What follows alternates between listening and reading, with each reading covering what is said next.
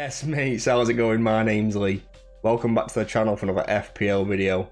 Today we'll be going for my Game Week 13 team selection, looking at a couple of transfers we can look at moving forward. And then at the end of the video, we'll be going through a potential wildcard if that's something you're thinking of playing. This is the kind of thing you're into. Don't forget to subscribe, leave a like, leave a comment down below. Let's rock and roll. Alright, so first up, keeping Pope in goal. Up against Tottenham, it's a tough game, and I can potentially see Tottenham scoring, but I don't want to waste a transfer on a goalkeeper, and they have got some decent fixtures around Tottenham, so I'm not too concerned. Onto my defence, Anderson up against Everton, even though it's away, I'm pretty confident Palace can keep a potential clean sheet, and Anderson does occasionally chip in with the goals. I do have Trippier on the bench, which I'll come to later on. I just don't really want to double up on Newcastle defence. If I had another option in goal, I would play Trippier, but because I've got Pope, I don't see them keeping a clean sheet, and I could put Trippier in still for like any potential attacking returns. I'm just not confident of those either. I don't see the point in kind of going for that, and maybe I can spread my chances of some points by going for a different team maybe. I'm still undecided on that, and I might put Trippier back in, but I'm not completely sold on it. Cancelo, I kept him in last week even though he blanked. He comes straight back in the team up against Brighton. I can see Brighton score.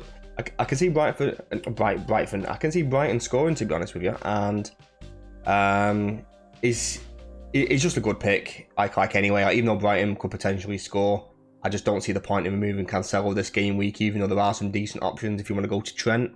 I know a lot of people are considering that, like, if you're on a wild card, that's probably like a move I'd be looking at. I'd be looking at maybe Cancelo and Trent.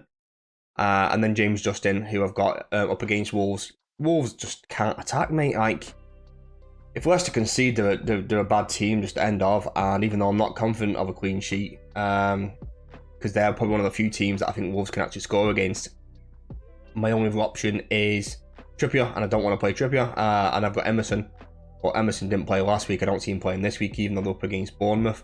If I did get some news that Emerson was potentially playing, I might put him in. But I think that's a decent back line so far. I wish I could make a couple of changes there. I wish I was playing wildcard this week, but I'm not. I have already played my transfer, and I'll tell you who I've done in a moment, and you'll see in my team. But I think that's a decent defensive goalkeeper so far. Let me know what you think down below. Alright, onto the midfield. You can see I've got Salah Vice at the minute. I've got the big dog Haaland captain at the minute. He is a very serious captain pick. Salah up against Forest. The only reason why he's not is because I'm just not convinced by Salah. I brought him in last week like a lot of people did for KDB. I'm still happy with the choice. I'm still happy with the transfer I made. I'm just not confident he can outscore Haaland at any point. Like, Haaland is always capable of a hat-trick, and Salah is just lucky that he gets any return at the minute. I mean, I think Almiron has got more total points for the season than Salah this season, so I just don't see the point in doing that when the ceiling for Haaland is so high. Onto the rest of the midfield, I've still got Zaha up against Everton. I think that might be a tough game for Palace from an attacking point of view. I could see that being a 0-0, like I really can. Everton, like, even though they're not great, they still defend very well. Like, they still keep some decent clean sheets, and they are still quite solid defensively. So, like, I'm not too confident with Zaha, and he's been pushed very far out wide. I really want him playing through the middle, or like a lot closer to either Edouard or Mateta, but for some reason he's so far wide, which makes me think he's not going to get any returns at all unless it's a penalty. Even though it's a very poor penalty taker, but you know that's for another day. The transfer I've made this game week, I've gone from Mason Mount to Saka. I've done that because Saka's going up tonight, and Mount has got Man United, I believe. I don't see Mount doing anything in that game. Like, I think I'm pretty confident like we're going to win the game. I think we're playing some decent stuff. We absolutely destroyed Spurs the other day. Like, we just absolutely dominated the game, and I think it'll be more of the same. Like, I think they're still a good side, obviously. But I think we'll do well. Like, I really do think we'll do well against them, and I think we'll cause them some problems. So Saka's my transfer in this week. I think he's just got really good games. He's got Southampton and Forest next week, and it was kind of a toss-up between Foden and Saka. I couldn't quite get to Foden unless I moved Jared Bowen, but I don't really want to move Jared Bowen up against Bournemouth at home. And he's got, like, I was listening to Planet FPL podcast. Jared Bowen's got like an insane home record, goal scoring. Something like 83-85% of his goals are scored at home. Like, I think it'd be stupid to sell him now. I'd rather wait a week, maybe bring Foden next week instead, and then I'm not taking the -4 because I'm not sure how many points Foden's actually going to score this week, and I think Bowen could either match it or just be below it. So keeping Jared Bowen in for this week, and that's a sensible thing for me to do, like in my opinion. And then I've also kept Martinelli. I've got so much value tied up in that. I can't sell him at the minute. Same again, really good fixture up until the World Cup, bar Chelsea, I think, in game week 15. But I'm going to kind of plan around that, and I probably won't play Martinelli against Chelsea. I'll rotate my bench and probably play Saka. I think I'd still play Saka in that game because he's on penalties as well. That's my midfield.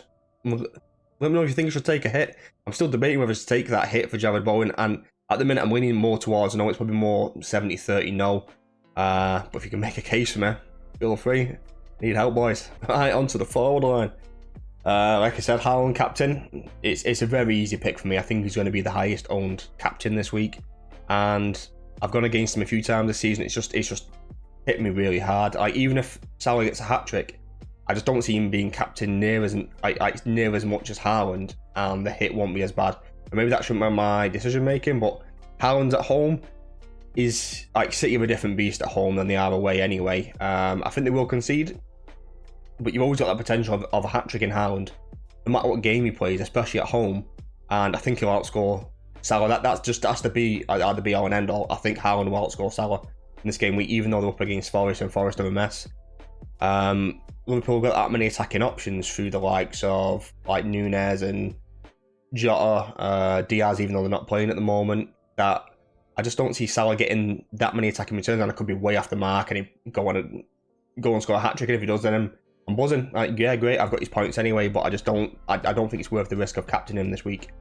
Next to Haaland, I've got Mitrovic. I've had him in for a little bit now. I wish I had Tony. If I was Wildcard, I would have Tony. Be warned though, Tony is on 4 yellow cards, and that might be a reason to have a backup plan in mind. If he does get booked this weekend, then who can you move him on to? And Mitrovic is the go-to at the minute. They're actually playing right now. Fulham are playing Villa. Harrison Reed just scored about 10 minutes ago. Absolute screamer, by the way. I swear it nicked Mitrovic on the way through. I think that should be a Reed assist Mitrovic goal, but I don't think I could give him, mate. But yeah, I'm quite happy with my forward line. I don't want to make too many changes to my forward line between now and the end of the season. I think the only one that I am thinking of doing is Mitrovic to Scamacca in game week 15, when Mitrovic has got City, then United the game week after, and Scamacca has got 2 home games. I want to say Villa and Palace, but I'm not 100% sure of that. Have a look. I do think there's an option for a few people, and I think he will be quite popular on that time frame. Last but not least, got my bench. Iverson, standard, doesn't play. I'm not going to talk about him. 3.9, boom, easy. Trippier is definitely an option for me, and it's his attacking returns I'm most concerned about that he might deliver on. And if he was to come in, then it'd be a choice of Anderson or Justin to go. I'd probably lean more towards taking out Justin, because I'm not confident of Leicester's defending, even though they're up against Wolves who can't score. So it's a tough one. I feel like it feels like it's a 50-50 decision, and the way the season's going, I feel like I'm getting all these 50-50 decisions wrong. So if you're in the same boat as me, pick the opposite to me, basically. I think I might end up going Trippier at this rate. I like his attacking output more than I do Justin's. I wish I had Castagne. Like he's the one that pushes a lot further forward, and Justin tucks in as an inverted wing back, full back, whatever. So Trips, I think, is a good option. Solanke up against West Ham away.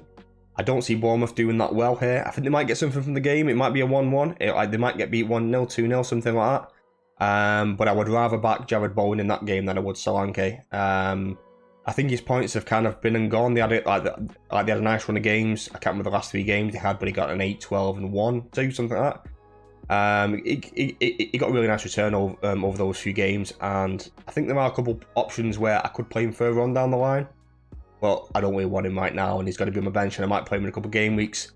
On to Emerson. He didn't play last week. If there's any kind of inkling that he's going to play, I might be tempted to start him ahead of Justin and Trippier as well. If they're playing 5 at the back and he's 100% starting, but I need that team news before I even thought about doing it. If there was any doubt, third sub 100%. yeah, I just can't take the risk, mate. So that's the wrap up of my game week 13 team. And now I'll just move on to a potential wildcard team. Alright, mate, so if I was wildcarding this week, I'd go for something like this. I've got 0.5 left in the bank here. Pickford in goal, Ben White, Cancel, Trent, Martinelli, Foden, Saka, Salah, Edouard, Haaland, Tony, Iverson, Trips, Andreas, and Bueno, a 3.9 million defender from Wolves. I would go for something like that. You could tinker about and have a couple of different things. I can't quite get up from White to Saliba. Saliba's 5.1. I would 0.1 short to do that. I could potentially downgrade Pickford to someone, but that I'm only really looking at Danny Ward there, and it depends if that's something you wanted to do. But you could go Ben White down to like a Gay or something like that, and then upgrade elsewhere. That's always an option. Or whether you want to do that with Trips or something like that, like you could go Trips to Saliba, to be fair, because like when you look at the Newcastle's fixtures, they've got 2 tough games in there, and then 2 good ones there as well. As opposed to Arsenal's, they've got 3 good games and 1 tough one. That's kind of what I'm looking at. At West Ham, I've got good games as well. As I just kind of scroll down, this is the fixture ticker here, and you can have a quick look at it. So as I'm kind of like browsing through, Everton have got good games. That's the reason why I've got Pickford in goal. Brentford have got 3 good games. That's the reason why I really want Tony. Arsenal over the first and those 4 games, they've got good fixtures, and they're the kind of ones that are standing out. After this game week, United have got West Ham, Villa, and Fulham. I'd be looking at maybe a Rasher, Marcus Rashford there. I would seriously consider bringing him in around that time frame. I think he might be quite a nice differential there. Liverpool, really good game. That's the reason why I wanted Trent and Salah. You could downgrade either of those to whoever you wanted, basically. You could go Nunes up front if you didn't want Edouard and save some money on upgrading midfield. That's always a real possibility. I see Nunes getting quite a lot of minutes from now to the end of the season, up until the World Cup, sorry. So that's always something you could do, or whether you wanted to go Trent down to a Robertson. Where with Robertson, I feel like he is going to share minutes with Tsimikas sometimes.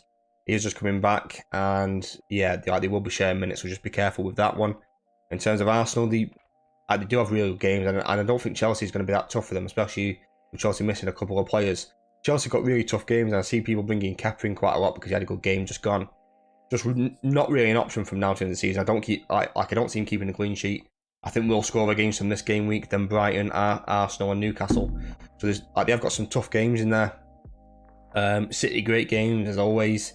So always stack up on 3 City, 3 City, 3 Arsenal, a couple Liverpool, maybe some Newcastle if you want, kind of dotted in around there, and Tony. That's kind of what I'd go for. You can go for some other differentials if you want. Let me know what you think about this wildcard team, and if you think I should change anything. Alright, mate, so that's it for today's video. I hope you enjoyed. So today we went through my Game Week 13 team selection and a couple of transfers that I have made and what I'm thinking of making.